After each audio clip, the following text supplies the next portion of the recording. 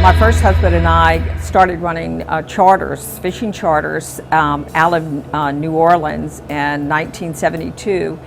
And then we bought this place in 1974. So I've been here for 40 years. I was supposed to just come down here on the weekend, but we got hit with a hurricane and lost everything that we owned. So I ended up being running the restaurant, the motel, and cooking and cleaning and doing everything, all the above, except running the boat. I've been flooded 16 times in 40 years, and we're still here because of the fishing. This is a saltwater estuary system, which is the greatest saltwater estuary system in the United States for speckled trout and redfish, and that's why I'm here. So we get flooded all the time. Well, you know what? You pick up, you clean up, you get it back together again, because the trade-off for all the flooding is the unbelievable fishing. I'm a home cook. We're all home cooks here. None of us are trained chefs. You don't have to be a trained chef or a sous chef to be a good cook. I had some very good advice, not being a trained chef, by two restaurants in New Orleans that used to fish with us. The people from the Quarter Two Sisters, Mr. Fine, and the Brennans from Brennan's Restaurant said, Connie, keep your menu short, and whatever you do, do it right, and they will continue to come eat that food at your restaurant all the time. So that's kind of what we based it on, and we do things right here. We're going to do a quick bread pudding, and it's going to have a souffle texture to it. It's going to be very light and delicious.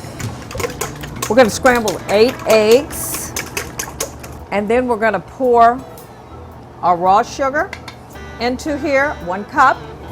And I'm going to use 1 cup of the regular sugar. And then you're going to combine this and add your 2 tablespoons of vanilla extract.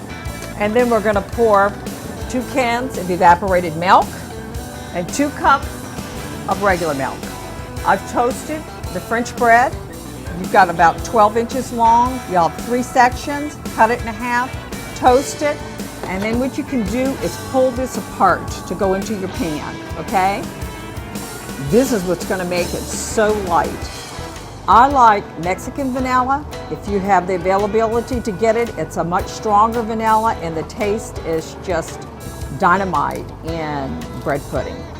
Then you're gonna pour this mixture over the top,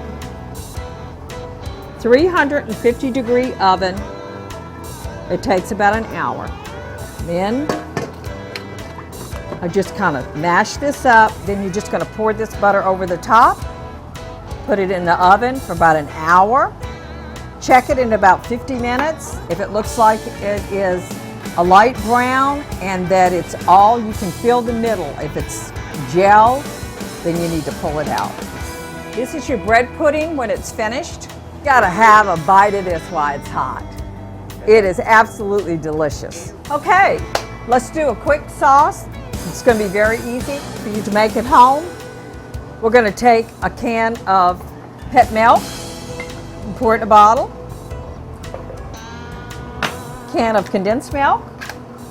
You can take your same can that your condensed milk came in and put a can of amaretto.